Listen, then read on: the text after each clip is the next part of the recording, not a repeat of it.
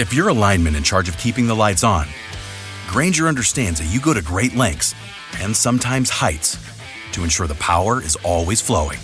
Which is why you can count on Grainger for professional-grade products and next-day delivery, so you have everything you need to get the job done. Call 1-800-GRAINGER, click Grainger.com, or just stop by. Grainger, for the ones who get it done.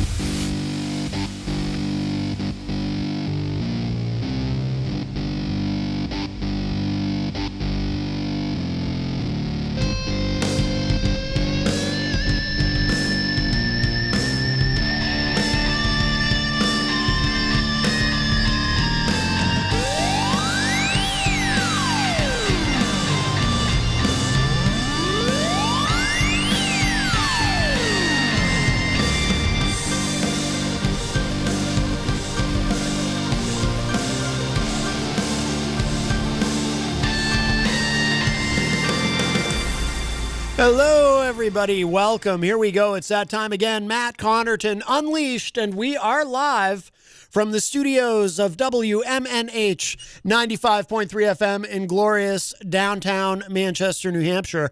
Also on Comcast 97 if you're in Manchester. Streaming everywhere at WMNHradio.org and on the Facebook on the Matt Connarton Unleashed Facebook page. Today is Tuesday, December 15, 2020, the day that Mitch McConnell congratulated Vice President-elect Joe Biden. I think it was today, or maybe it was late last night. Whenever it was After Vladimir Putin congratulated Vice President or President-elect Joe Biden. So I'm glad Mitch McConnell got to it eventually. Anyway, yes, so here we are. It is Tuesday, December 15, 2020, my friends. Welcome, everyone.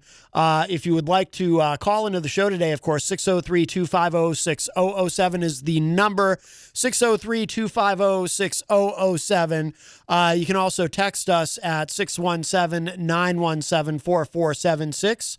Tweet me at Matt Connarton or send an email to matt@mattconnerton.com. Those are all ways that you can interact with the program while we're live, or even when we're not live, but you just want to send something along. But the best thing to do so that we can hear your dulcet tones is call us live at 603-250-6007. I want to remind you, of course, that we are proudly sponsored by the Hop Knot in the Brady Sullivan Plaza at 1000 Elm Street, right across the street. They're closed today. Monday and Tuesday is their weekend. But yesterday on the show, we had a great show. If you missed it, Jenny was here at the news desk, and Kenny from the Hop Knot was here on the couch. So always nice to see Kenny. He tries to come in every other Monday, and we had a great discussion. You know, they've been doing on Saturdays now at the Hop Knot from noon to 4 p.m. They do a supply drive where you can bring in and drop off supplies for people who are in need, which are then given to the mutual aid fund to help, you know, some of the homeless people, which unfortunately, because of the economy being in such distress, I assume those numbers of homeless and indigent people is only increasing. But, you know, and it was a cool thing. Jenny had gotten a bunch of stuff to donate on our behalf and then presented that to Kenny live on the air to go for that. But they're doing that every Saturday from noon to 4 p.m. It sounds like it's not going to be only for the holidays either, but will extend beyond that. So, you know, so if you have things to donate, obviously, you know, Central High School did the wonderful food drive that Abigail Jem had sent to me information about. But, you know, people don't just need food. They need supplies. They need things like gloves and you know, thermal wear, tents, tarps, you know, for shelter, all kinds of things that people need. And obviously the situation is very dire everywhere across the country. So, but if you'd like to donate supplies for the local community here in Manchester, it is a wonderful thing that they're doing. So again, that's, in fact, Rob Dion, who's part of the WMNH family, he hosts the program Through the Stage Door, and of course is the entertainment reporter on the morning show Thursday mornings. He's actually having he made a donation for the supply drive at the Hop Knot. He's actually having some things shipped directly to the Hop Knot that he ordered on Amazon, which is a fantastic thing. So something to keep in mind, and it's one of the many reasons why we're so honored and privileged to have them as a sponsor. Of course, they also have delicious gourmet pretzels. They have craft beer. They have wine. All kinds of great food. And we talked about a lot of the new things that are happening at the Hop Knot right now. They have soups. It's definitely that time of year for soup. And if you do decide to dine in there, of course, you can always do carry out. But if you decide to dine in, I would remind you, too, they do everything very safely there. The staff is masked at all times, and they're very strict about it. The tables are nice and spread out, and they do, they keep everything very clean as far as keeping things sanitized and washed and whatnot. So there's that also. But if you missed the show yesterday, again, it was a great discussion, Jenny and I, with Kenny from the Hop Knot. It is up and available at WMNHradio.org. I noticed people in the Facebook live chat noticed that I was alone today. Yeah, I mean, we're going to keep it pretty light. Kenny might be our only official guest this week on the show, actually.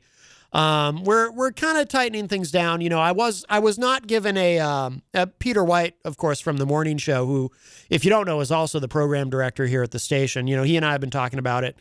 And at least for the rest of 2020, which isn't much, and, we'll be closed actually here from Christmas to New Year's Day. So we'll, beginning December 25th, we'll be closed, and then we'll reopen on January 2nd as far as live programming. But we were talking about kind of really tightening things up here, and just trying to limit the number of people coming in and out. That's why on the morning show now I think it's really just Peter and Daryl.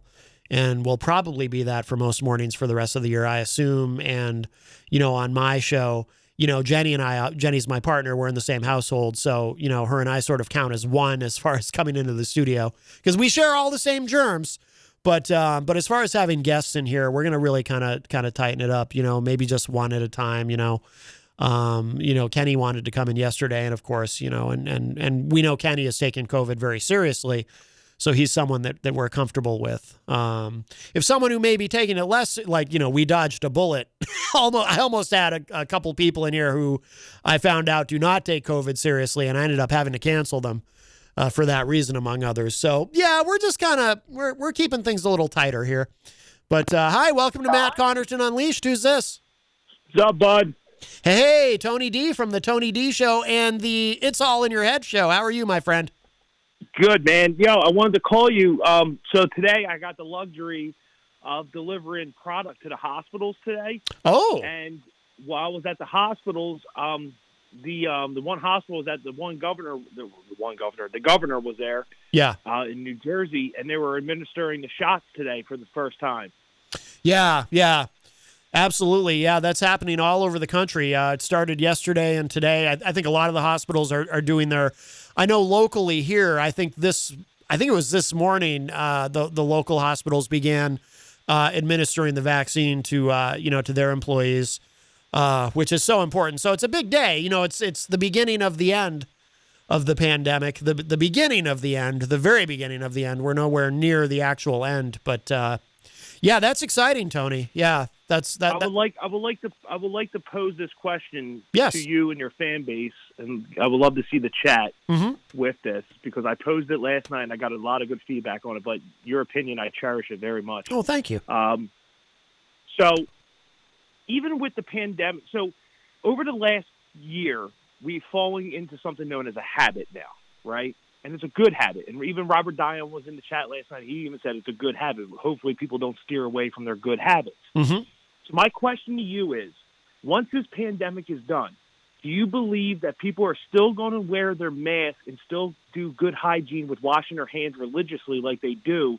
Or do you think that it's going to turn and go back to the way it was because they think that the vaccine is the end-all, be-all to this? Do you think that we have formed a habit now with the way that we pertain to sanitizing ourselves after this? I've been wondering about this too. I think it'll be a mix. I think there are some people who, who've probably been very good about masking up and washing their hands and keeping good. By the way, for anyone watching online, I don't know how well you can see my hands in the on the screen, but they're very, very dry because I wash them like a million times a day. Maybe not a million. I'm exaggerating.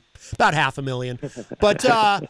But yeah, that's an interesting question, Tony. And I think part of what might influence that is some of the information, as the information is disseminated about the vaccines, will actually have an effect on that. And what I mean by that is there's already some misconceptions about the vaccines because some people are saying, oh, once I get vaccinated, I don't have to wear a mask anymore. Life can get back to normal for me at least because I won't be vulnerable to getting COVID and I won't be possibly spreading it to others.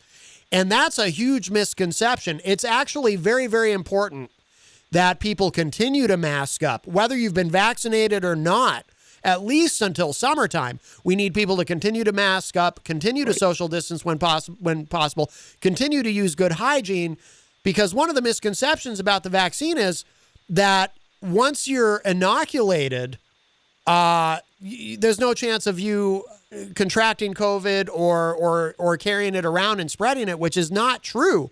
Once you're inoculated, as I understand it, and we'll learn more as more and more people are inoculated, but that's going to help protect you from getting very sick. It doesn't protect, Correct. It does not protect you, and this is a misconception a lot of people have. The vaccine does not protect you from getting COVID. It protects you from getting very, very sick from COVID. You can still pick it up. And even if the vaccine diminishes your symptoms to the point of being asymptomatic entirely, even if that, you can still be spreading it to other people who haven't been vaccinated yet. Correct. So I don't know the answer, Tony, but my hope is that people continue to be, those who are bothering. And, I've been very cynical about the millions of Americans who just don't care and who don't want to mask up or be careful about anything because they're sociopaths and just don't care about 300,000 dead and the countless thousands of others who have long-term effects of this or who end up on ventilators near death but don't actually die, which unfortunately is a very large swath of the country. But of those, like you and me, who are taking this all very seriously, I hope people maintain those healthy habits because actually, if people do maintain those healthy habits, I mean, obviously, eventually we'll be able to stop with the masks. But if people do continue to wash their hands consistently, just doing that one thing, if we can get a large swath of the population continuing to do that one thing into the future, we'll actually have much easier cold and flu seasons in the future. Yeah, absolutely. That is a very valid point. Mm-hmm. I mean, the good habits can turn for a lot of good Mm-hmm. when it comes to our winter and fall months. Yes. When it comes to sickness. So you're absolutely right. I agree with that 110%. It's just, last night I had a lot of mixed reviews with people saying like, it's going to take some time for me to get it. And I said this. I said, I'm retracting my statement because I was the same person that said it's going to take me about 3 to 4 months for me to really scope out this vaccine, but I was going to get it like we talked before. Mm-hmm. But I said I just wanted to see the science behind it. After being in quarantine again for the second time in a month with my daughter, I'm done. I'm sign me up. Yep. I'm getting it. And, if I got to videotape it to show my friends and prove to them, like, look, dude, I'm going to be an example. I'm doing it because I don't want you to get sick. I don't want your grandmother to get sick. Yep. I don't want to be sick. Yep. I'm not just doing this for me. Right. I'm doing this for everyone because, look, this isn't a way of life that we're living in right now. And I don't have to reiterate this because everyone understands. We've all been living it. But, it's just, we just want to put our butts in the sand and have a margarita in our hand and have a good time. That's the way that I look at it, and It's been taken away from us. So we got to get back to that. Right. Well, that's the thing, and we will, and we could have gotten a lot closer to being back to that a lot sooner if everybody in the country would just work together. But again, you have millions of people who just don't care. But, we could have been a lot closer to that by now if everybody had masked up and followed the example of other places like Australia, New Zealand, Japan, South Korea, Singapore, places where they really took it seriously and were able to just drive coronavirus numbers into the ground. But America had to be stubborn about it. But we will get there. Always. But we will get there. Yeah. Like I said, I'm glad to see Meltface McConnell finally accepted it. Glad to see that. That was good to see, right? Yes. Mitch McConnell finally congratulating Joe Biden. I call him Meltface. Meltface. He does look like he's melting, doesn't he? I'd never thought of that before. He does. Yeah. Looks like he's always hot and bothered. I don't understand that. Yeah, and he should be. You know what? He should come into the Matt Connarton chat room because everyone up there chews glass and spits bees. So he might fit in with everyone. I don't know. That's true. We do have a chat room that can be aggressive at times, and it would be interesting to see how they would treat Mitch. Mitch is almost he's almost 80. But the way he looks really isn't even a product of his age necessarily, because he's always kind of looked like he's got a melting face. Now that you mention it, yeah, he looks like one of those sad bananas like at a grocery store that's been sitting on the shelf for a while. Doesn't look good. But anyway, yeah. I always got something for our politicians. You know what I mean? Yes. Trump players and all that. So anyway, Matt, look, brother, enjoy your show. Hope everyone's good. Give my love to Jenny, and we'll catch up, brother. Absolutely. All right, Tony. Thank you for the call. Take care. All right, be good. All right, bye-bye. Tony D, our friend from Philadelphia, the great city of Philly, and of course from the. I know that the Tony D show itself is on hiatus. The It's All in Your Head podcast, which you can hear weekdays. Christian Lacoste is now his regular co-host on that show, I believe, as well as his friend Kiki. Let's see. I want to say, let me give the numbers again, and then we'll say hello to everybody in the Facebook live chat, and then I've got a couple of special things for you today. But if you'd like to join us, 603-250-6007, 603-250-6007. You can also send a text to 617-917-4476. Tweet me at Matt Connarton or email me, matt@mattconnerton.com. And, of course, there's always the Facebook live chat where you can interact and opine there. But we'd love to hear your voice at 603-250-6007. Looks like a busy chat room today. Eazy-G, Eric Gagnon, first one in today. Eric is our entertainment reporter, and of course, he's going to be calling tomorrow at 5 p.m. to do his entertainment report over the phone. He of the injured rib. And by the way, we did find out recently that if I were drowning, if Eric and I were on the Titanic together, and we struck the iceberg, and I were drowning, he would choose not to save me, but would be more focused on saving his close personal friend and host of the morning show, Peter White. So we did learn that recently, which is fine, by the way. We addressed that the other day on the show. I'm not upset by that. I've always said, I really feel this. It's very important to know where you stand with people, and or drown with people, and so I think that's important. And now I know. Now I know better in terms of Eazy-G. It's kind of like that, that song "In the Air Tonight" by Phil Collins. It's kind of like in the song, Eazy-G is Phil Collins, and I'm the person who, in the song, when in the lyrics he says, "When you told me you were drowning and I would not lend a hand," but that's okay. That's all right, Eazy-G. No harm done yet. I mean, until I drown, of course, and you refuse to save me because you're in the lifeboat with your friend Peter White. That's fine. No problem there.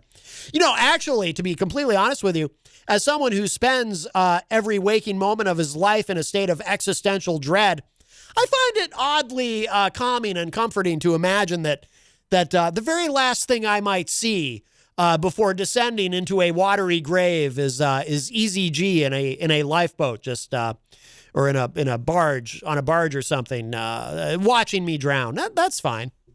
That's fine. I don't take it personally at all. Although I will say, for the record, if the situation were reversed, like let's say I was in a situation where, Eazy-G was in the water drowning, I would probably, say to somebody around me, hey, there's a guy over there drowning. Maybe somebody could help him. I don't know. I mean, I'm not going to do it. I'm not going to, the water is probably cold. I'm not going to jump in there. Plus, I don't like the way wet clothes feel. When your clothes are wet, you get caught in the rain or something and your clothes are sticking to you. Oh, I hate that feeling. But I'd probably try to get somebody to help him. But, that's all right. That's okay.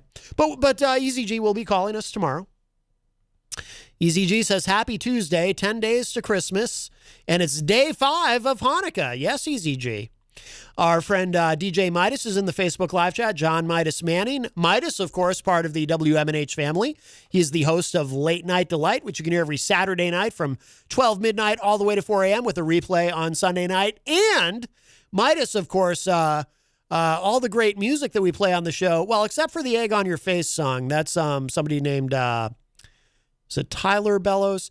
But the new, Eazy-G's intro music for his entertainment report and the new hit single Eggman, which features Eazy-G along with some audio from Peter White. Midas will play that tomorrow, of course, when we introduce Eazy-G. Also, that also produced by DJ Midas. Mike Palapita, who is a top fan, is in the Facebook live chat. Mike, of course, from another one of our wonderful sponsors here at WMNH 95.3, Queen City Cabinetry. Bring your kitchen to life, as Peter White would say with Queen City Cabinetry. You know, when I'm here at the station and I'm getting ready for the show and I hear the Queen City Cabinetry ad come over the headphones, I like to imagine that the voice is actually coming out of the cardboard Peter Whitehead over here in the corner. I like to imagine that it's actually the giant cardboard Peter Whitehead saying the bring your kitchen to life with Queen City Cabinetry. It's just something I do. It's just a little fun thing, you know. I like to have fun. I'm a fun guy, you know. I'm a fun guy. I like a fungus. Anyway, Angela Philbrook is in the Facebook live chat. Hello. Also, Brian Mackey, who is a top fan all the way from the state of Idaho. And, of course, the host of the No More Excuses podcast. If you're watching the show online, you can see I've got my No More Excuses 2021 hat. Let's see. Eazy-G says it's 4 p.m. and it's dark. Time for bed, LOL. I do hate that about this time of year when it's already dark at 4 o'clock in the afternoon. I have to tell you, it does affect me, and not in a great way. Wayne Noel, who is a top fan all the way from Michigan, joins us in the Facebook live chat. Jenny is in the Facebook live chat and says, shalom. Hello. Let's see. We have another call. We'll grab this. Hi, welcome to Matt Connarton Unleashed. Who's this? Hey, it's Eazy-G. Oh, hello, Eazy-G. How are you, my friend? Are you calling to check? Don't worry, I'm not currently drowning. If that's what Yeah. you're concerned about. The more important question is before we drown in the water. Yes. We got to make sure we order those Clyde Lewis food buckets. Yes, the Clyde Lewis food buckets. Very important. Have you ordered them yet? I have not. I was considering getting some. I was mulling over what should be my Christmas gift for Jenny this year, and I was thinking about ordering a Clyde Lewis food bucket, but I have not done so yet. Oh my God! I hear that every night. It's on his running thing there. The people have to order those buckets. It's yes. Like, oh my God. Yes. So it's funny. I wanted to keep things on a little lighter than the topics about everybody dying. Unfortunately, yes. But I want to bring up the Goldberg. I don't know if you heard that he's been asking for a match against Roman Reigns at WrestleMania. Well, and Roman Reigns had a response. And, the Goldberg said that he's next. And then Roman Reigns says, I decide who's next. Right, I don't know if you heard that latest promo. Well, Roman Reigns is a villain now, and he's quite a villain. Now, Eazy-G, you know the reason this is happening, though, right? Because they were supposed to be... Yeah, last year's WrestleMania, but I hope it doesn't happen this year either because why would they Goldberg's be doing too this? old. Oh, that's right. You don't like it when the old guys come back. How old is Goldberg now? It gives it up for the guys that should be getting the opportunities.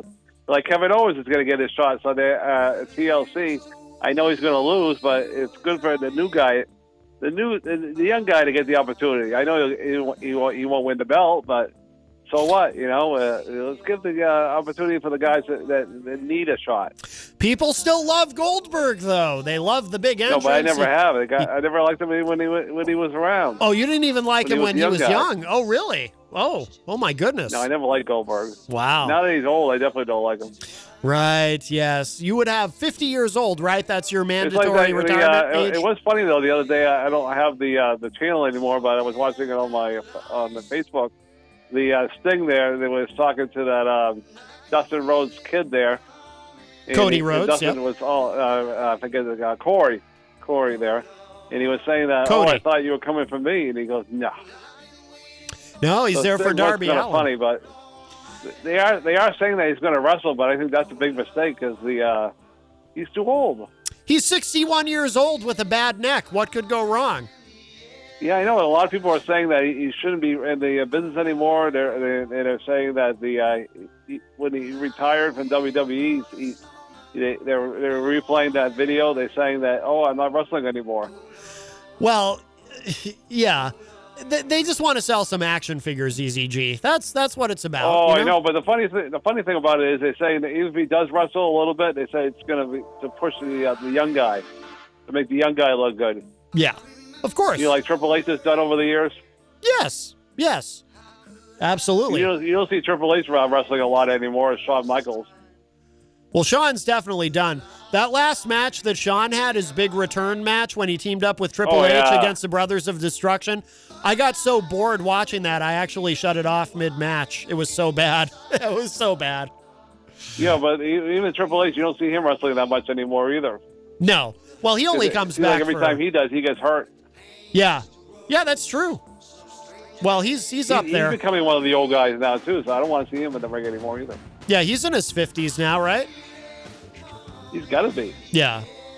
Early 50s? Yeah, we don't need to see, if he's listening, Triple H, we don't need to see you in the ring anymore either. So. Right. Well, Triple H might be listening. He's a New Hampshire guy. We do have to respect Triple H. He's from Nashua, New Hampshire. Let's not forget. I don't know if you ever heard that story. I don't know if it's true enough. It's a story going around around this part that he gave $5 million to the people that were opening up the arena. Oh, I know. Get it open. Yeah, I know what you're talking about. Yeah, I don't know remember. if that story is true or not, but I've heard that from somebody. Yeah, I know what you're talking about. I think that is true, but I don't remember the details. Yeah, I know, because I know that famous celebrity in town there. He's been on Saturday Night Live. Also from Manchester. There, Adam Sandler, that comedian. Yeah, he gave $1 million to the Boys and Girls Club years ago. Oh yeah. Well, he's got the money. He's a very, very wealthy man. Yeah, true, but he doesn't have to give it out though. That's right. He doesn't. He's a nice guy. That's why he does those things. He is a nice guy. From what I understand, he's a nice guy. I remember when I worked at Strawberries in Derry, and his brother, he has a brother who would occasionally come into the store and would get visibly frustrated that I was not personally incredibly impressed that he was Adam Sandler's brother, because he would go out of his way. Oh, no. He would go out of his way to find some excuse to mention that he was Adam Sandler's brother. And then when I failed to just fall over, like just enthralled with him because he was Adam Sandler's brother, I could tell he was very annoyed and frustrated by that. It was very interesting. Yeah. And I used to get a kick out of not reacting to him mentioning very awkwardly that he was Adam Sandler's brother. I understand now. Yes. Don't remember his name. All right. Yeah, I just knew him as Adam Sandler's so, brother. If they're listening, if you're listening out there, Goldberg or Triple H or any of those old retired. Oh, if Sting. If Sting's listening, yeah.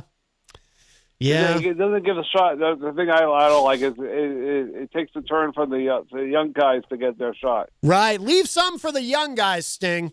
Yeah. Well, what do you think of that guy AJ Styles? That security guy's like 8 feet tall. Oh, I don't know. I haven't watched any of that. He's gonna wrestle someday soon. They said. I've been so busy.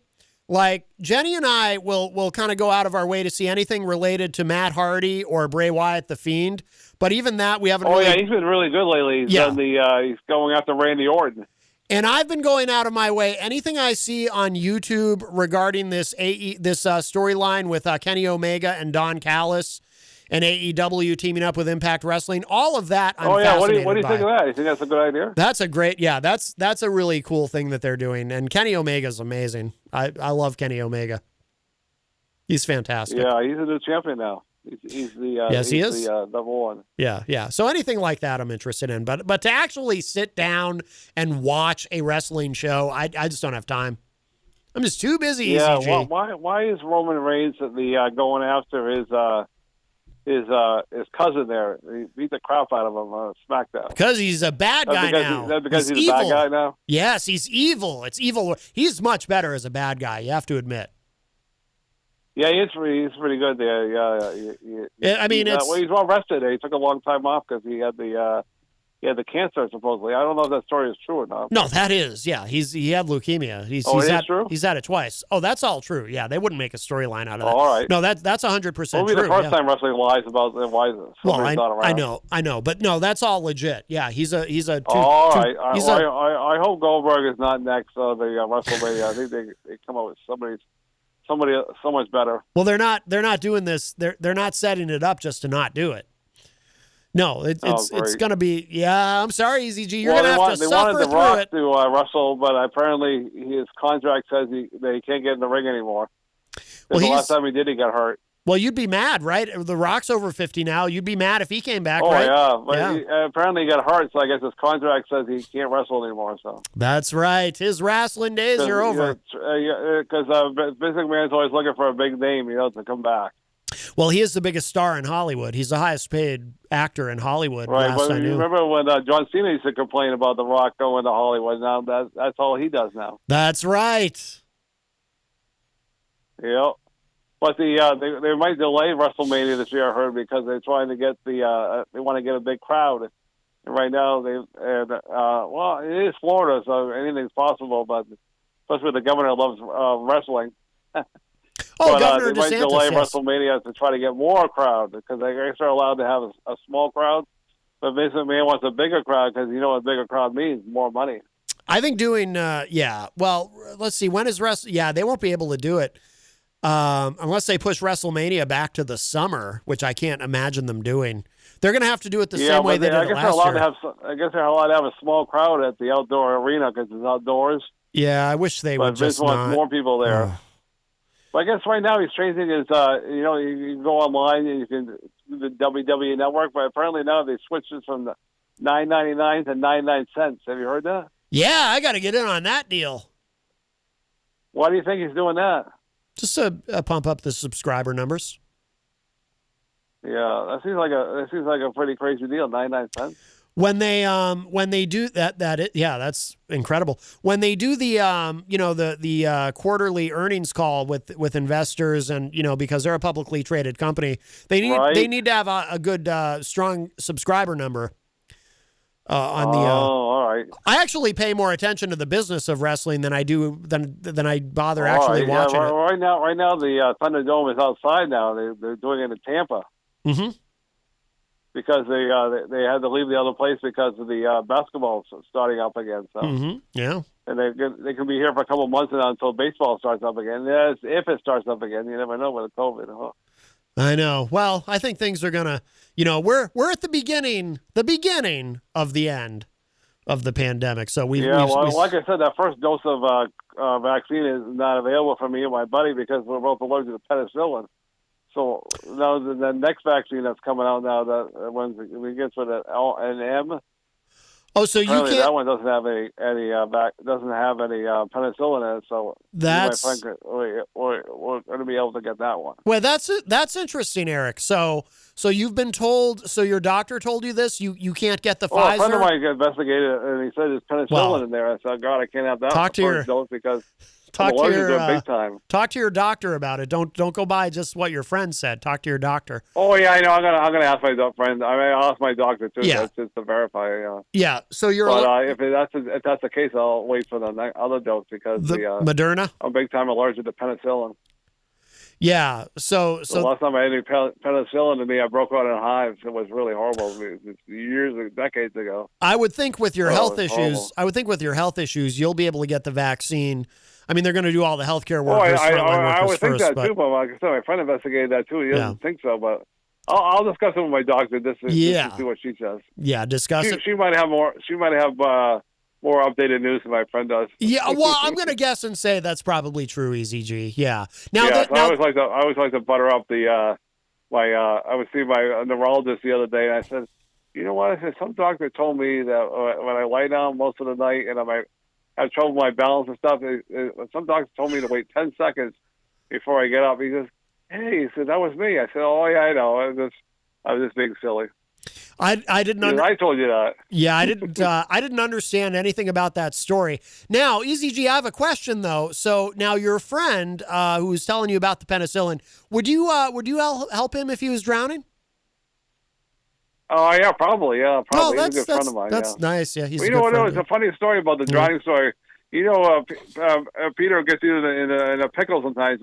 Before you hang up, you got to make sure that you say it's Peter White that you're saving. So I was kind of a pickle. I kind of had to say it. He got you in a pickle. That's your excuse, huh? Right. The pickle. You know how convincing Peter White can make you say what he wants you to hear. You know, one might say, Eazy-G, you ended up with a pickle on your face right next to the egg. Yeah. When he said, "Hey, he had to make a decision right now," I said, "All right, it has to be you then." Yep. He had me right where he wanted me.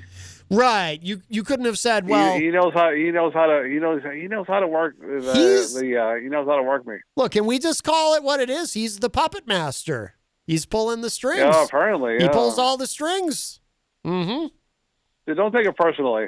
I'm sorry. Oh, that's okay, Eazy-G. I understand. It's probably hopefully the next boat will be able to take you so you won't drown. Oh, right. Just let somebody else do it. Let somebody else save me. It's fine. Yeah. It's fine. All right, well, I'm gonna hang up now before I get myself more egg on my face. So and pickles. Talk to you tomorrow. All right, Eazy-G. We'll talk to you tomorrow. Bye-bye.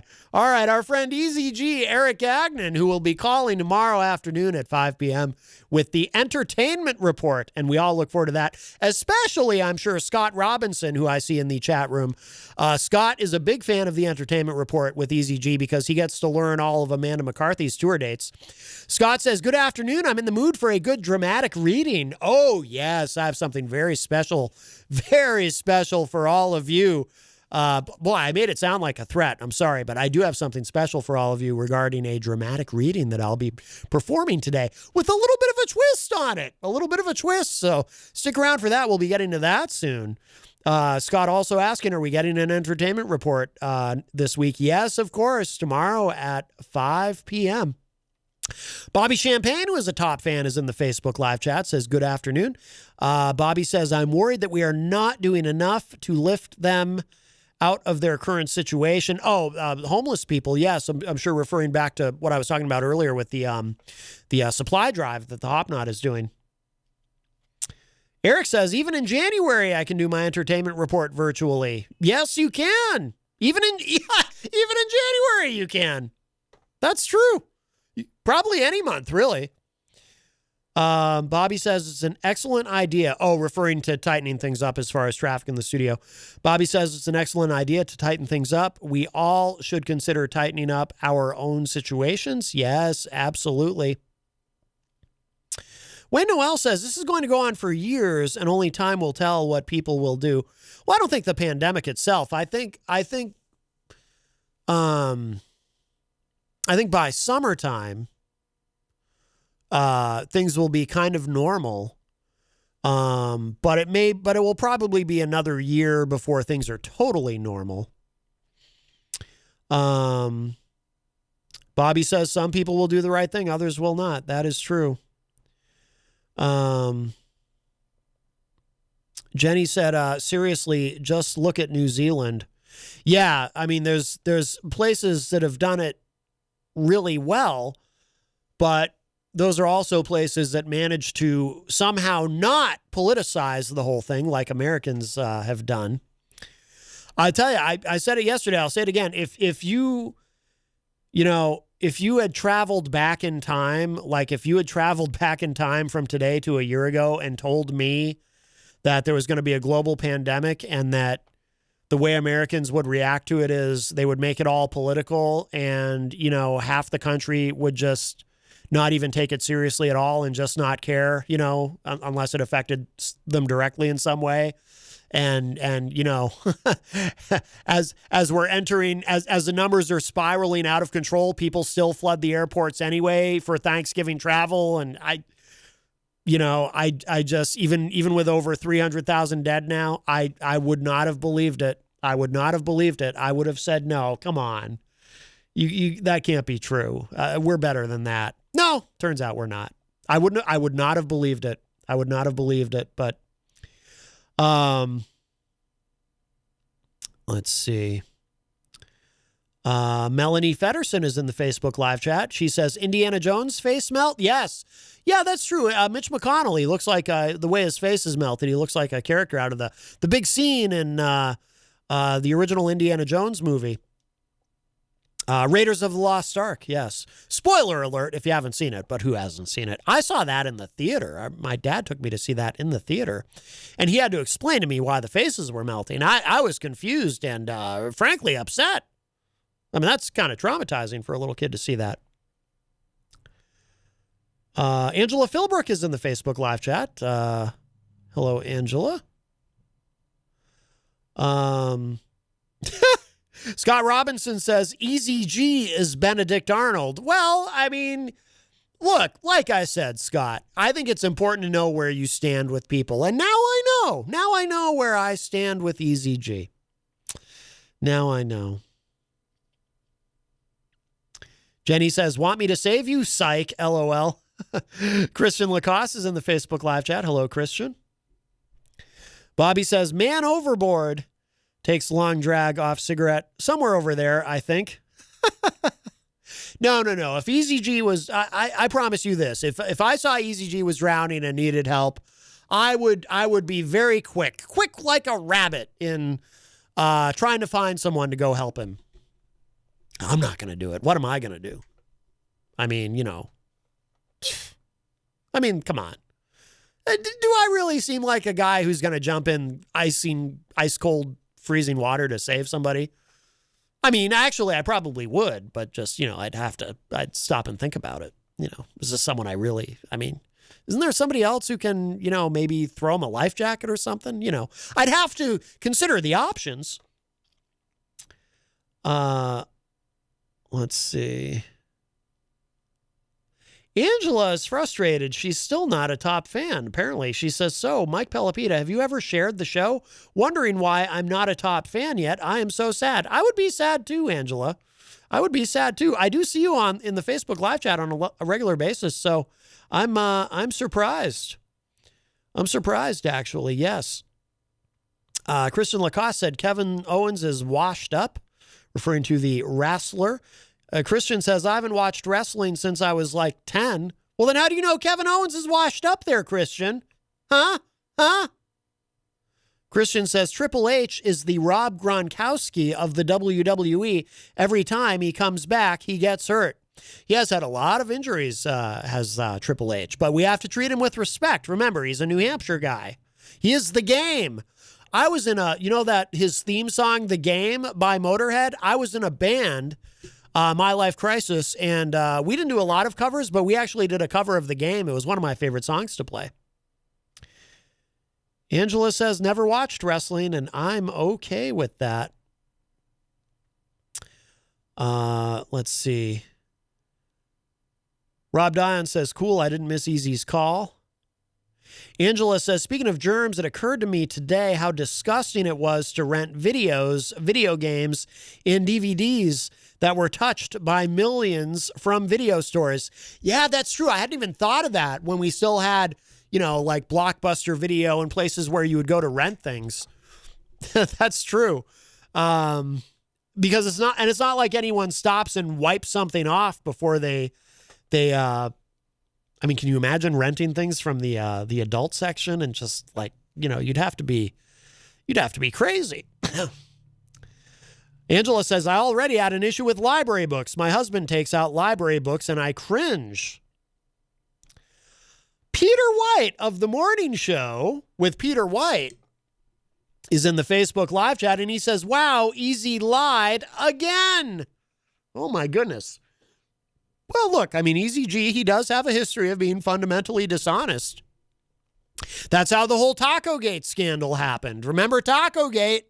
When Eazy-G tried to sabotage Peter White on my behalf, but I never asked Eazy-G to do that, trying to get me to be a judge and try to get Peter kicked out of being a judge for the taco tour, which wouldn't have worked anyway because the taco tour happens at the same time I'm on the air, or at least it did. Now we don't have the taco tour because of COVID. I'm sure it'll be back in the future. But yeah, Eazy-G, he went behind everyone's back, told them Peter White didn't want to do it this year, wanted to mix it up. And so Tacogate happened. The entire city was engulfed in the scandal of Tacogate and engulfed in shredded beef and cheese and sour cream. Guys, I'm not going to lie to you. I'm making myself hungry with this. I don't even want to think about Tacogate anymore. Scott says enough wrestling talk. Put this in the entertainment report. Yes. Yes. Abigail Jem is in the Facebook live chat. Hello. Eric Street is in the Facebook live chat. Eric's a top fan. He said, I read eventually there's going to be a submarine tour where you can see the Titanic ruins. It will be expensive, though. Oh, my goodness. Mike Pelopita says, Angela, I just called the library and asked someone to read whatever book I want to me. They charge by the page, so I pick books with lots of pictures. There you go.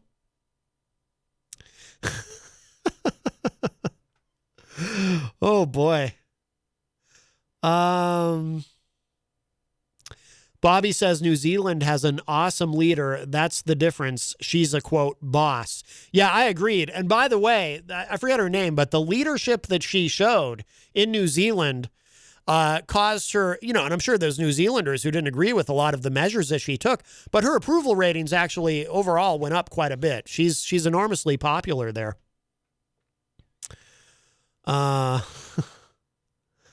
Let's see. I just want to make sure we don't miss anybody in here. And then I have something very special for you all.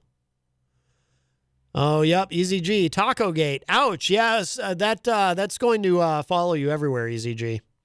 All right. So I want to get to this. Oh, it's almost, should we take a break first? No, we'll do this first. So this will lead into my dramatic reading. Let me make sure I've got everything ready here for what we're going to do. We're going to do something special in a moment. I should pull that up. I even have special music I want to use. Someday we'll have a Howard Stern budget, and I'll have someone to do this for me. No, I'm kidding, actually. I don't think I'd want someone to do this for me. I'm too much of a control freak. So as you probably are aware, Peter White says, judging tacos sounds fun, but also a curse. I learned you can only eat so many tacos. Well, I could probably eat a lot of tacos. Not that I'm saying I should be a judge on the taco tour. I'm not saying that. So don't get any ideas, Eazy-G. No more subterfuge from you.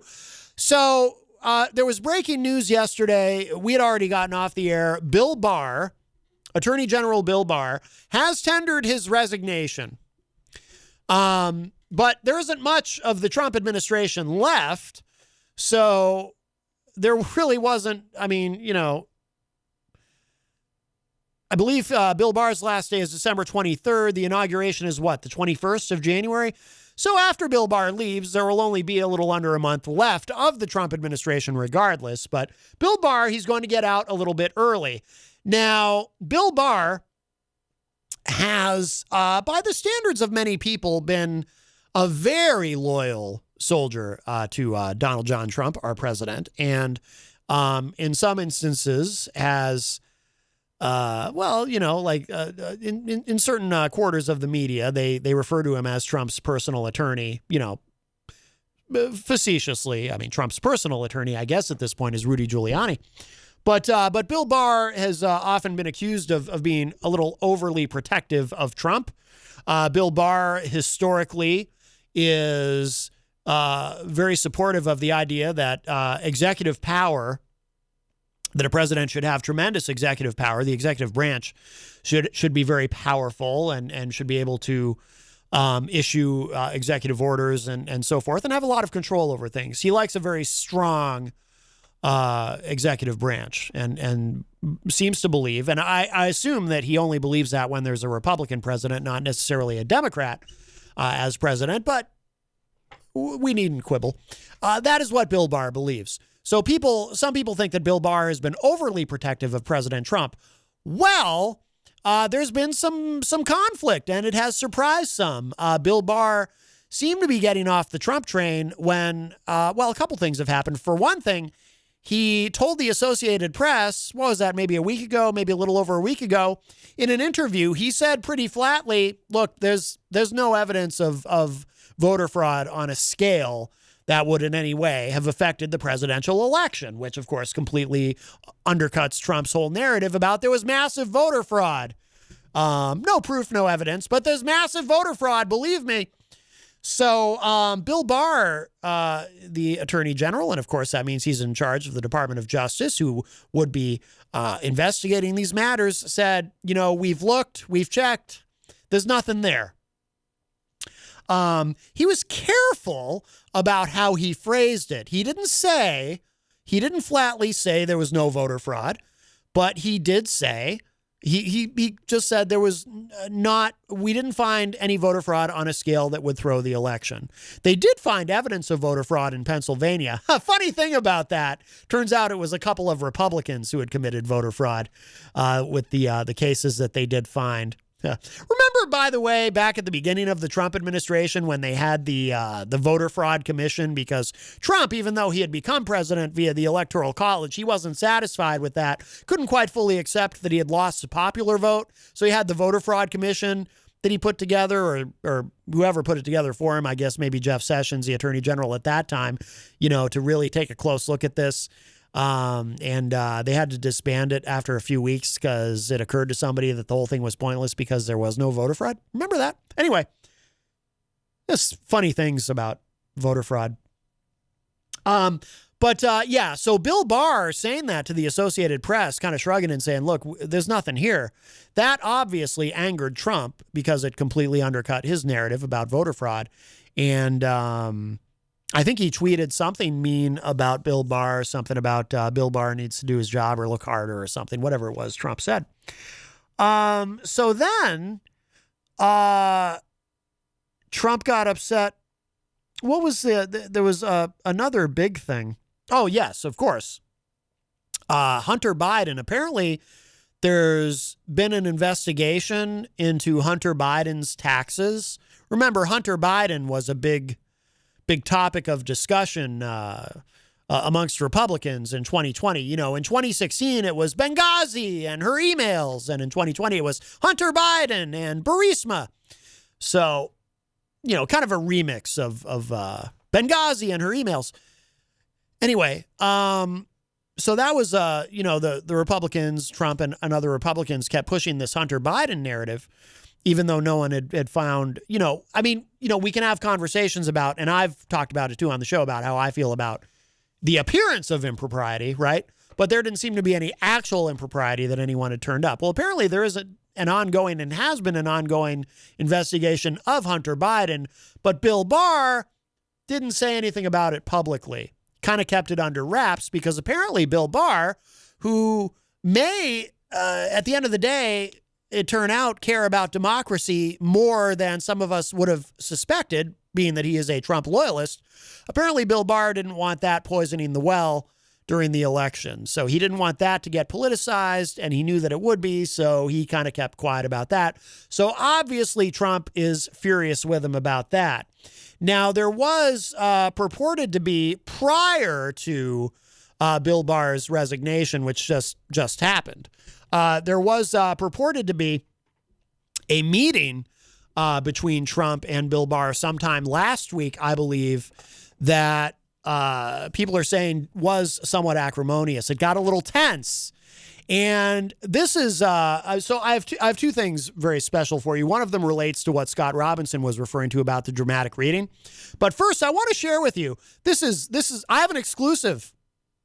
I have an exclusive, my friends. I have exclusive audio that was sent to me. I can't tell you where it came from. That was sent to me, leaked audio of Trump's meeting with Bill Barr. And I've only got 40 seconds worth. It's very, very short. But this will give you an idea of what happened in that meeting. I still can't believe I only know my contact. He goes by the name Even Deeper Throat. But so I don't know his or her actual identity, but this is what was sent to me. This is audio of Trump confronting Bill Barr on his his lack of loyalty to him. You and I have a real problem. Now, I'm standing here, and you need to tell me something face to face. Just who in the hell do you think you are, and whose side are you on? You tell me, whose side are you on? Tell me. Tell me whose side you're on. Face to face, come on. Make up your mind, man. You make it up. Not yours. And I don't know who that cheering crowd was in the background there. That was a little concerning. I hope that didn't happen at one of Trump's backstage at one of Trump's super spreader events. But anyway, so there you go. Now, so Bill Barr apparently off the Trump train, but he did write a very nice letter. And this gets to our dramatic reading. He wrote a very nice resignation letter informing the president that he would not be continuing on as Attorney General.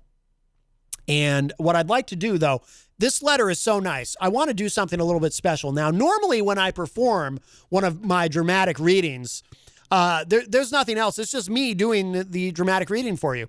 I don't typically need accompaniment of any kind, but I felt that for this one, it'd be nice to have some music. I think we need some music for this one. It's such a nice dramatic reading. It's almost romantic. Hopefully it's not distracting. Here we go. Actually, I'm going to need a big gulp of water here, because if you're a longtime listener, you know when I do my dramatic readings, I really get into it. Oh, that's nice, isn't it? It's a little smooth jazz. Oh boy, gets us in the mood. In the mood for a little Bill Barr. All right, here we go. December 14th, 2020. Dear Mr. President, I appreciate the opportunity to update you this afternoon to the department's review of voter fraud allegations in the 2020 election and how these allegations will continue to be pursued. At a time when the country is so deeply divided, it is incumbent on all levels of government and all agencies acting within their purview to do all we can to assure the integrity of elections and promote public confidence in their outcome. I am greatly honored that you called on me to serve your administration and the American people once again as Attorney General. I am proud to have played a role in the many successes and unprecedented achievements you have delivered for the American people. Your record is all the more historic because you accomplished it in the face of relentless, implacable resistance. Your 2016 victory speech, in which you reached out to your opponents and called for working together for the benefit of the American people, was immediately met by a partisan onslaught against you in which no tactic, no matter how abusive and deceitful, was out of bounds. The nadir of this campaign was the effort to cripple, if not oust, your administration with frenzied and baseless accusations of collusion with Russia. Few could have weathered these attacks, much less forge ahead with a positive program for the country. You built the strongest and most resilient economy in American history, one that has brought unprecedented progress to those previously left out. You have restored American military strength by brokering historic peace deals in the Mideast. You have achieved what most thought impossible. You have curbed illegal immigration and enhanced the security of our nation's borders. You have advanced the rule of law by appointing a record number of judges committed to constitutional principles. With Operation Warp Speed, you delivered a vaccine for coronavirus on a schedule no one thought conceivable. A feat that will undoubtedly save millions of lives. During your administration, the Department of Justice has worked tirelessly to protect the public from violent crime, worked closely with leaders in Mexico to fight the drug cartels, cracked down on China's exploitation of our economy and workers, defended competition in the marketplace, especially the technology sector, and supported the men and women of law enforcement who selflessly, and too often thanklessly, risk their lives to keep our communities safe. As discussed, I will spend the next week wrapping up a few remaining matters important to the administration and depart on December 23rd. Wishing you, Melania, and your family a Merry Christmas and a blessed holiday season. God bless. Sincerely, William P. Barr, Attorney General.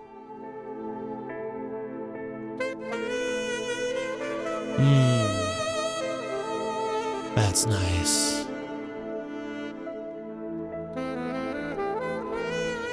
That's a nice letter. By the way, I'd like to translate that letter for you. This is what I get from it. What he really means is, Mr. President, I'm going to slather you in praise and adulation, hoping that you will not issue a series of mean tweets about me now that I'm quitting. That's what I think it really means. By the way, I did get a chuckle, but I didn't want to interrupt myself in the middle of my very romantic, dramatic reading. There's one line in here that I just kind of really stuck out, shall we say. I'm looking for it now. It had to do with, it's not a very long letter. I don't know why I'm having so much trouble finding it. Maybe it's my ADD. There's a line in here about when he talks about voter fraud. Oh, maybe it's right in the first, yeah. It's right in the first paragraph. Let me read the first paragraph again, because it's just something in here that really stuck out at me. I appreciate the opportunity to update you this afternoon on the department's review of voter fraud, blah, blah, blah.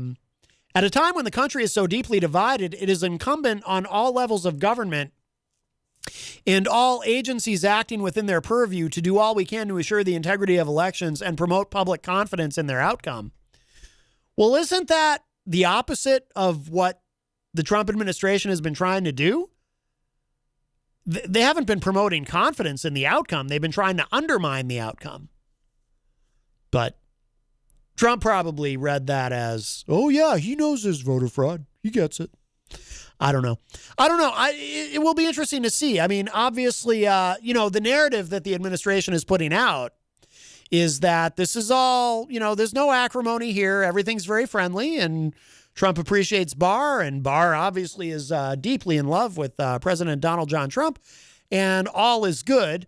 Barr's just, he wants to spend some time with the family, maybe drink some eggnog, whatever, for the holidays, so he's just scooting out a little bit early.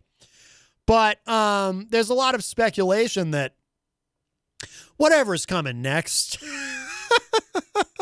because Trump isn't going to give up. Now that it's official as far as the Electoral College, it is about as etched in stone as it gets, to the point that even Mitch McConnell and Vladimir Putin, not in that order, by the way, have finally acknowledged that Joe Biden is the next president. Trump is now still, he's trying to find other ways. He's trying to get, Republican members of Congress to figure out a way to overturn the election in Congress. I don't know what he thinks they're going to do. Are they going to have a vote on whether to let the transition of power happen or not? But here's the thing. This is what I think. Whatever's coming next, Bill Barr wants nothing to do with it. Even Attorney General Bill Barr has his limits, and he clearly has reached his, and he wants to get out of town before anything else splashes onto him, shall we say. Let's see. Let's look at these Facebook Live chat comments. We'll see what people thought of my dramatic reading, and then we will take a break because we are well past the top of the hour.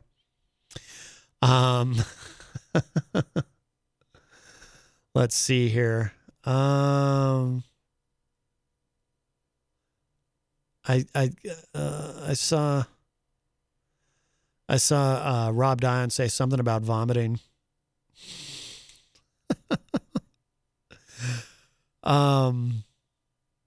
Yeah, Rob said, "Pardon me while I vomit out a lung or two." Well, not two. If you only have two lungs there, Rob, if you're going to vomit a lung, only vomit one. I suggest only one. Bobby said, "It's almost over, Rob." But just how long will the stink linger? The rats are jumping as fast as they can. Oh, some of them are still, Kayleigh McEnany, she did another press briefing today, her first one in 13 days, I think. And she's still like, everything's cool. Trump is still your president. And, she's not jumping ship. All right, let's do this. Let's take a break, and then we will be back taking your calls and reading your comments and all that kind of stuff. You're tuned in to Matt Connarton Unleashed, and we are live from the studios of WMNH in 95.3 FM in downtown Manchester, New Hampshire, as we say. This is exciting. Another surprise for those who don't know, a brand new Randy Rainbow track today. We love Randy Rainbow. This is Rudolph the Leaky Lawyer.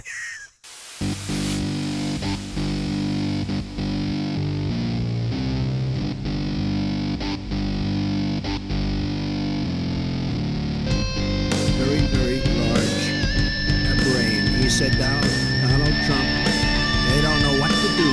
Never happened.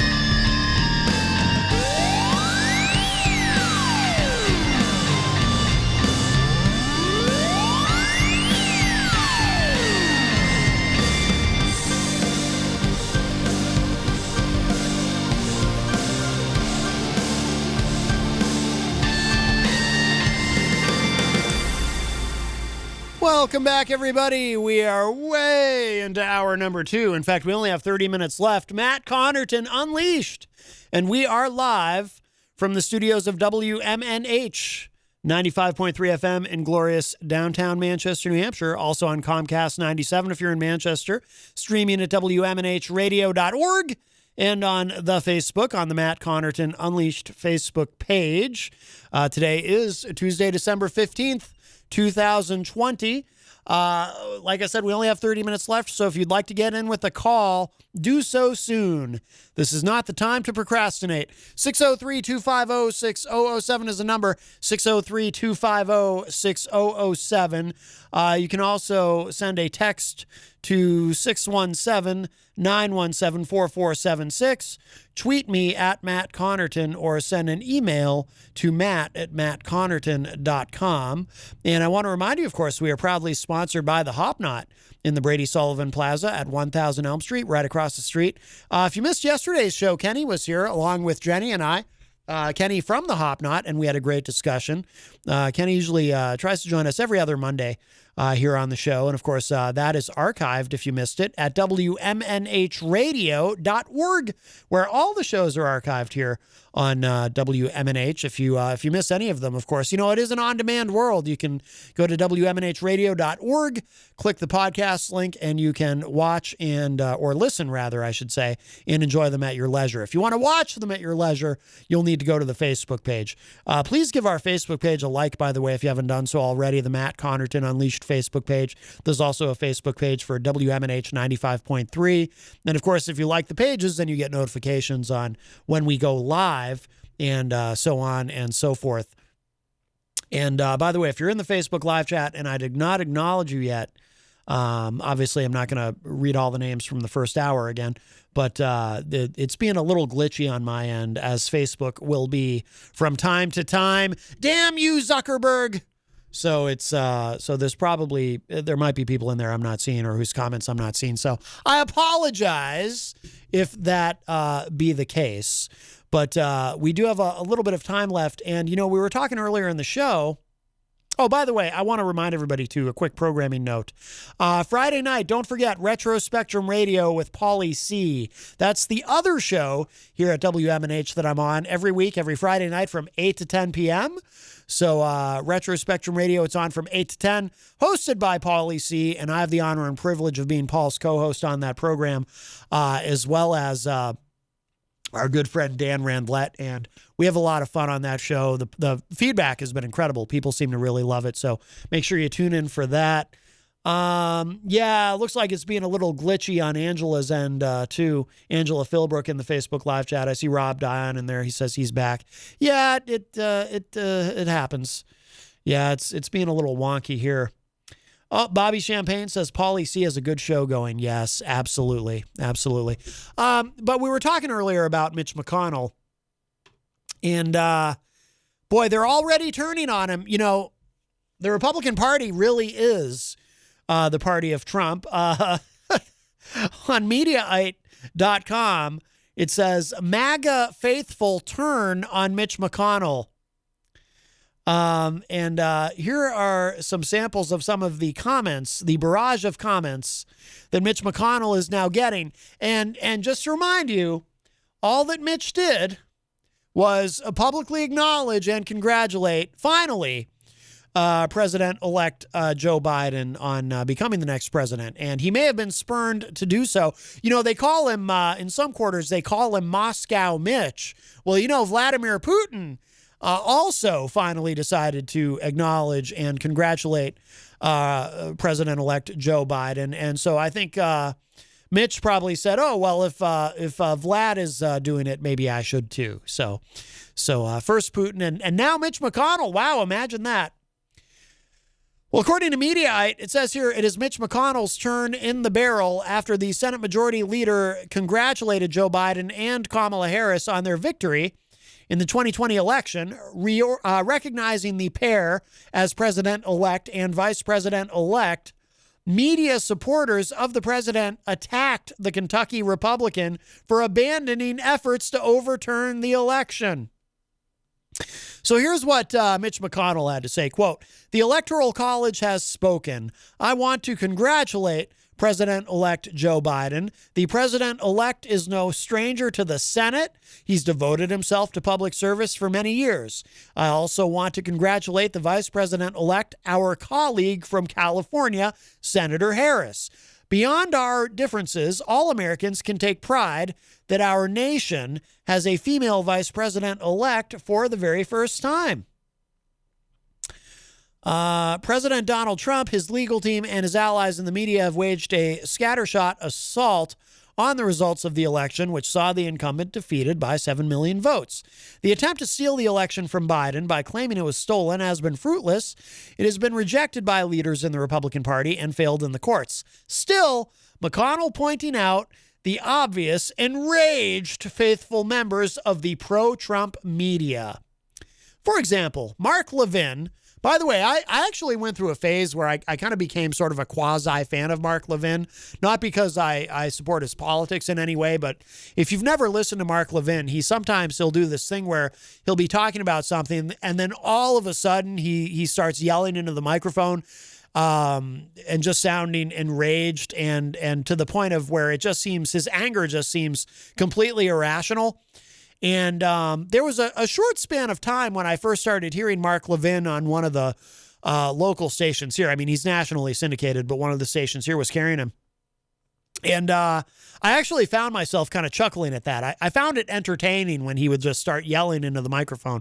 And then I got over it when I realized that the things he was yelling about and the ideas that he was presenting were rather disturbing to me. But it says here, so Mark Levin, The Fox News host and enormously popular radio host who has spread conspiracy theories about the election said it's time for the veteran Republican senator to retire. Levin tweeted, "You've been the GOP leader in the Senate for far too long. It's time for some fresh thinking and new blood." Oh, wow. Actually, well, that was a kind of a sample of Levin's tweets. Here's what Levin tweeted out in total. 1, I think we should all thank McConnell for his excellent help in challenging the lawless acts of the Biden campaign and the Democrats in the key battleground states. Wait, he was AWOL? Oh, well, then, thanks for nothing, Mitch. And then the next tweet. Trump helped you secure your seat as he did so many Senate and House seats, and you couldn't even wait until January 6th? You've been the GOP, quote, leader in the Senate for far too long. It's time for some fresh blood and for some fresh thinking and new blood. Charlie Kirk. Charlie Kirk's kind of a joke. This is not a big surprise, but if you're not familiar with him, Charlie Kirk, the founder of pro-Trump youth group Turning Point USA, that's the name of the organization, Turning Point USA, criticized McConnell for the tone of his remarks. Kirk said, quote, "You typically don't use the term congratulations when someone just stole a bank," unquote. Jeez, are you kidding? I would congratulate somebody for that. Do you know how difficult, not that I know from personal experience, but how many successful bank robberies are there? It's very rare. It amazes me that anyone still tries. I mean, you know, even if you get away from the bank with the big bag of money, when you go to open it, it squirts all this ink in your face. Anyway.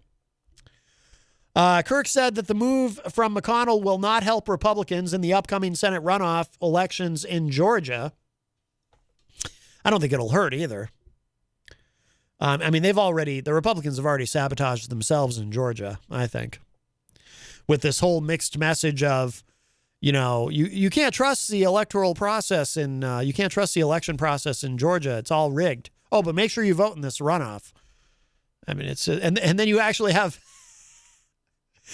see these people in Georgia, these Trump supporters going, yeah, we're just not going to participate because it's all rigged. It's like, okay, dummies, well, fine. You stay home, but you do realize the Democrats are going to control the Senate now, right?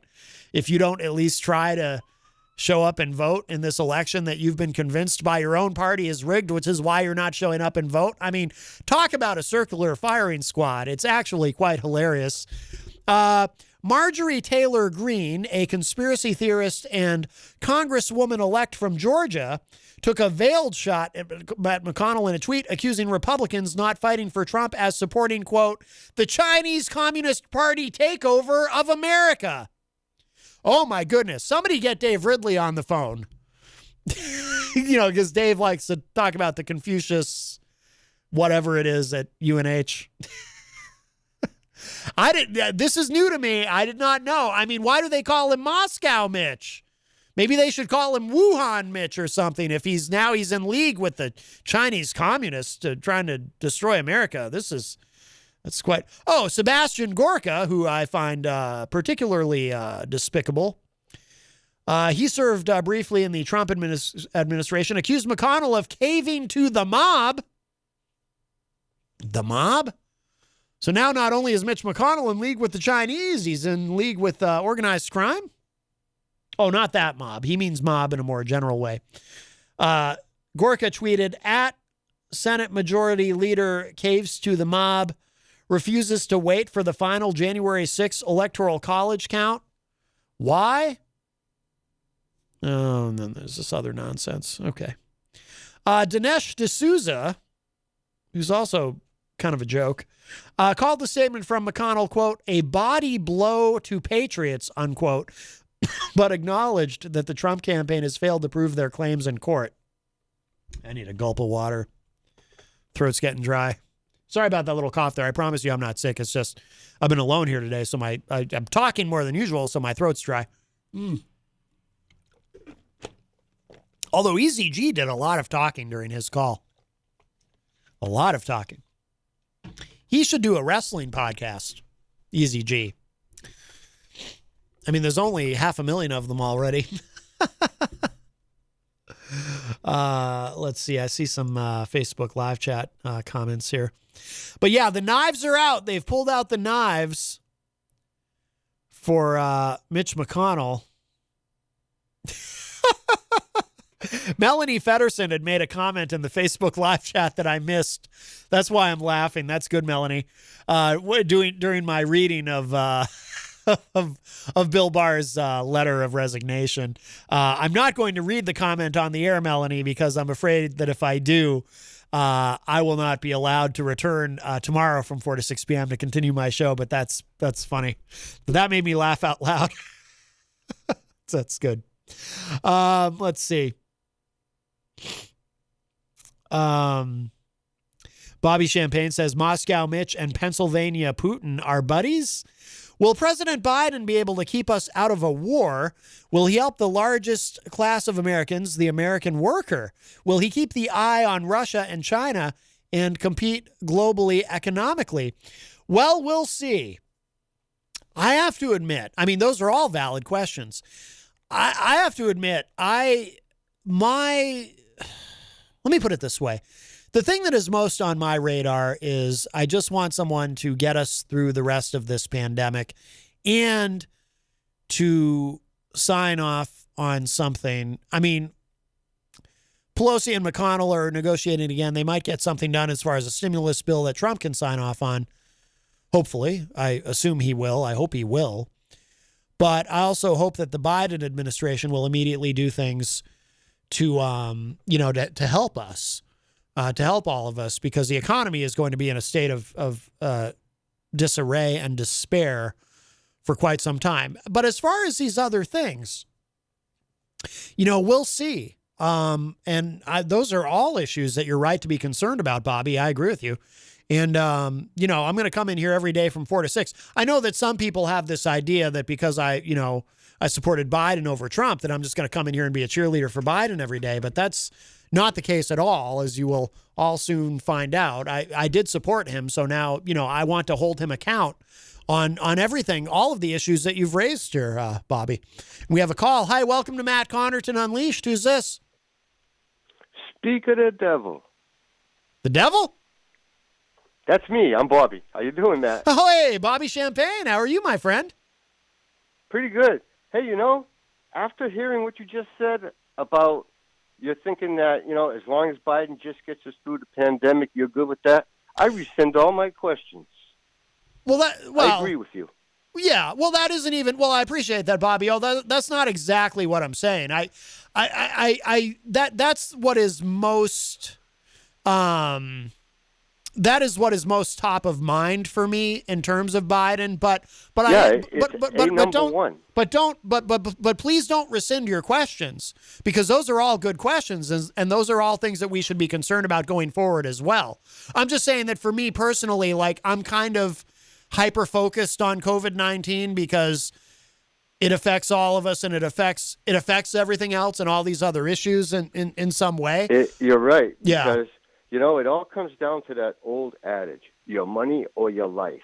And if you don't have your life, you really don't give a hoot about your money. Right. Well, exactly. You can't take it with you. So all the things that I brought up are all important things economically and all that other stuff to help people with their day-to-day life. Yeah. But, if we don't get through the pandemic, what difference does it make how good the economy does? Right. Absolutely. Yeah. So I agree with you, and you kind of put me in my place. I feel like that is what you said is the number one thing. It is the number one thing, but I wasn't trying to put you in your place, because I think those are all important questions to raise. They are, but like I say, without your health, right. It don't make a difference, right? Right, exactly. Yeah, all these other things aren't as relevant if we're a country that is ravaged by sickness and death, which we already are. So, but right. So as a guy, I'm thinking, I give Biden the whole first year, even just to get us back somewhere close to normal, whatever normal will pan out to be now. Right. Yeah, and I do believe. As a good president, I think he's the man for the job, because he knows about adversity. I mean, his life has been strewn with adversity and hard times. He knows how to get people through the hard times. Yeah, well, he does. You know, he's experienced his share of personal tragedy, and Yeah. some people might not even know about that. But if you look into Biden's background, he obviously he's had a very successful political career, but he's also had some terrible personal tragedy in his life, with the losing of immediate family members. You know, not just his son Beau, but before that. I've heard him speak several times about that type of thing at those type of events. Like even after 9/11, the speeches he gave after 9/11 were very uplifting. Yeah. He is an uplifting president. He will be our uplifting president, I think. I'm really rooting for the guy. I think so, because he's able to project empathy, and it really does feel genuine. Right. And that's what we need. Trump is virtually incapable. Trump couldn't spell empathy if he had help. I don't know. I don't think I've ever seen him use. The only way to be sure about that is if he's ever used the word empathy on Twitter. I think it would be like Fonzie. He wouldn't be able to get the word wrong out. Right. Yeah. So I do think that's what we need is a president who can project empathy and seems like he's genuinely caring and engaged, and Trump is so tone deaf in that way. But that doesn't mean.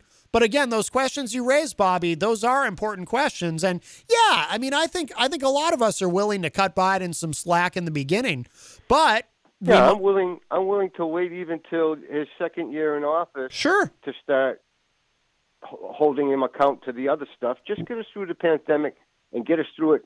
Right. Clean, nice. Right. I don't know the right word to use. Yeah, I don't either. We're in such an unprecedented situation. Nothing like this before in our lifetimes. But I've got half of my family is under quarantine. Yeah. You know. Yeah. And they're essential people. You know, they work in the essential type of. Not me, but my family. You know, and that's why they come across the. They come across the virus, so one of them got it, and so everybody in that household had to isolate. Oh, jeez, yeah. You know, so it's just, and I got an 81. Oh, my mom turns 81 Thursday, which is the day after tomorrow. Oh, wow, 81. God bless her. And I'm just trying to protect her. You know, she's a woman, and she's got a lung cancer survivor, and I'm just trying to keep her away from everything. You know, she's a lung cancer survivor. That's correct. That's impressive to me because it's been 12 years now for my mom. She's a tough cookie. That she must be. That's very impressive to me because I'm no expert on this, but I know lung cancer is not one of the cancers that you typically survive. Good for her. Wow. Doctors have told her that she did radiation so aggressively, almost too aggressively to the point where it killed her. Yeah. But they say that they really don't think that her cancer's coming back. Wow. Good for her. And they're not really, they didn't do it on purpose, Matt. Yeah. They feel like they were a little too aggressive. My mother's 4'10", probably 115 pounds. I don't know. You know, in that area, she's just a tiny woman. They should not have given her such an aggressive treatment, but it worked, I guess. Apparently, if she beat lung cancer, she has her struggles. Believe me, sure. She can barely breathe. Yeah, her lungs crackle all the time. But she's not on constant oxygen. She Good. does well for herself. That's awesome. Wow, good for her. Yeah, she sounds she tough. She really is a woman to be admired. Yeah, definitely. Yeah, no, that is very impressive. I have a lot of strong women in my life, Matt. It's That's good. That's good. Well, we like strong women, don't we? Oh. I couldn't live without them. There you go. Absolutely. Agreed. Wonderful. Okay. All right. I'll let you go, my friend. I just wanted to talk to you about that. I really hope President Biden and Vice President Harris do well, and I'm wishing them all the best. Absolutely. Agreed. All right, Bobby, I appreciate the call. Thank you so much. All right. Take care, Matt. All right. You too. Bye-bye. All right, that was Bobby Champagne. Rob Dion in the Facebook live chat is he's like, OMG, Bobby Champagne is a real person. Yes, he is real. Yes. Tom Blanchard says he's playing the crowd. Now Tom has been Tom is a former Trump supporter. He's been very frustrated with Trump lately, but he's also, I've seen from your Facebook posts, Tom, I know you're very skeptical of President Biden, but or President-elect Biden, who will be President Biden, but we'll see. I mean, the thing about Biden is, and I think I might have said this yesterday or I might have said this last week, but, Joe Biden, he's not, I mean, if you're a Republican and you're concerned, I told my dad via a text exchange that we had, because my dad's a big Trump guy. But I said, look, Joe Biden, he's not exactly a left-wing radical. He's your standard sort of centrist, moderate, northeastern, corporatist Democrat, and if you look at, which, by the way, to people who are on what I guess we would call the far left, like the AOC types and whatnot, to them, the kind of Democrat I just described, which is who Joe Biden is, to them, that's Republican light. They get very frustrated with a Democrat like Biden.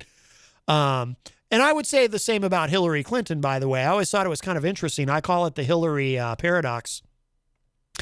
That, Republicans view Hillary Clinton almost as though she is the literal descendant, the daughter of Satan himself. And whereas I've always said, well, actually, if you look at her record and where she stands on various issues and whatnot, if you're a Republican and you're going to get stuck with a Democrat as president, Hillary actually is the Democrat you want to get stuck with, because she's no liberal. I mean, she had to be dragged kicking and screaming even into finally accepting marriage equality. She was very late to the party on that. So, but I would say similarly about Joe Biden. He's not left wing. I know, the narrative from Trump about Biden during the election was, look, Biden's going to be a puppet for the far left, for the squad, for AOC and Omar and Presley and who am I forgetting? Who's the fourth one? Drawing a blank. But anyway, he's a puppet of the far left, and he's a socialist, and you're gonna have a far left president. And it's I don't see it. I don't see any evidence of it. And I don't think you're gonna see. I just don't think I don't think you have much to worry about, Tom. Tom says, I don't want to drive an electric car. You don't have to, Tom. Joe Biden will be just fine. But I do want to hold him accountable. It's like I was saying, at the questions Bobby raised are important questions. And, I'm not a Democrat. I'm an independent, and because I have a lot of problems with both parties. And if anything, I want to be just as, well, let me put it this way. In some ways, I want to be even tougher on Biden because I supported him. And if you're a longtime listener of the show, you know my feelings about this. I believe, we're almost out of time already. Let me say this quickly.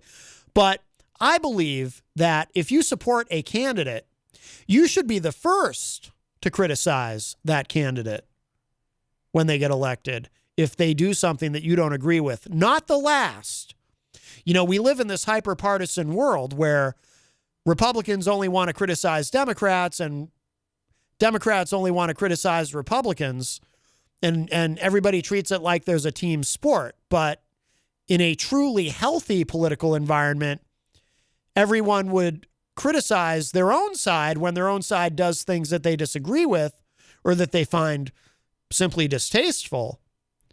And that doesn't mean, by the way, that if you support a candidate and then that candidate gets elected, you should then turn around and spend all of your time trashing the very candidate you supported. No, you should celebrate and praise that candidate who you successfully helped to elect when they do things that are good and that you want them to be doing. But when you do things that are bad, you should also be the first to say, well, I don't agree with this because that person is operating in your name. You supported them. You helped to elect them. So it shouldn't be, like with Trump, like a lot of Trump supporters. Now, Tom Blanchard, to his credit, is an exception to the rule. Tom is very upset with the way Trump has conducted himself post-election, even though Tom, clearly a Trump supporter during most of Trump's presidency and probably ideologically and from a policy standpoint is a supporter of Trump. But Tom isn't afraid to call Trump out on the way he has conducted himself post-election and has said he wants Trump to just accept that he lost and get over it and do what's best for the country. But you still have a lot of Trump supporters who, have shown for 4 years that they're willing to put up with absolutely anything just because it's Trump. And they wouldn't have tolerated that same behavior from a Democrat.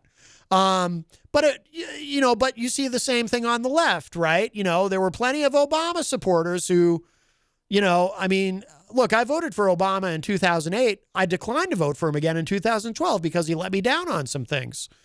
And when I started this show originally as a podcast in the summer of 2011, I didn't sit there and say, well, I voted for Obama in 2008, so I'm going to start a podcast and sit there and cheerlead Obama just because I voted for him. No, I'm going to call him out on the things where I don't think he's necessarily conducting his presidency the way that I want him to, because what's the point of just sitting here? To me, it's not intellectually stimulating to just pick a side and then say, okay, this is the herd I've chosen to run with, and I'm going to support everything that goes on in this herd, and I'm going to pretend that the herd that I've chosen to run with is right and correct and virtuous in every way imaginable, and it's everybody on the other side, those are the bad guys, and everything they do is wrong and terrible, and I disagree with them on absolutely everything, and I agree with my own herd on absolutely everything. I think that's boring. So I supported Biden because I found Trump detestable, right? In some ways, I almost voted more against Trump than I did for Joe Biden. But, I'm here to hold Joe Biden accountable. And there's already some things where I expect to be disappointed in a Biden administration. But it's like I always tell you guys, and some of you don't believe me, and I don't blame you if you don't believe me. But yes, I support the Biden administration, and I'm willing to be patient as far as, getting us through COVID. But don't think I'm going to come in here every day and just be a cheerleader for 2 hours for the Biden administration. I'm here to hold them accountable. I'm going to treat them the same way I treated Trump. If you do things that I like, and by the way, I have along the way, I've tried to find things to give credit to the Trump administration for. It's been a struggle to find those things, but occasionally I'll find something to say, okay, I think they got this right. But I'm going to use the same standard during the Biden administration. I will give them great credit when they do things that I think are correct. And I'm anticipating some of those correct things, hopefully, as we proceed through COVID-19. But I'm also going to be right there when they do things that are wrong every day. I'm going to be here pounding the table, not literally, because that would sound terrible over the microphone, but about wherever I think, if we're not getting universal health care from out of the Biden administration, I expect them to get that done. Not Medicare for all necessarily, but some version of universal health care. I expect that. I expect continuing criminal justice reform. There's a number of environment. I know we're going to rejoin the Kyoto Treaty, but I expect more than that, more than just that out of the Biden administration. I have some expectations, and the clock is ticking on a lot of these things. I'm out of patience for a lot of excuses and obfuscations and all these things about why we can't do this and why we can't get that done. So I'm here to hold them accountable. And we are completely out of time. I got to go. Thank you, everybody. Love you all. If you missed any part of today's show, WMNHradio.org. And I will talk at y'all a little bit later. Bye, everybody.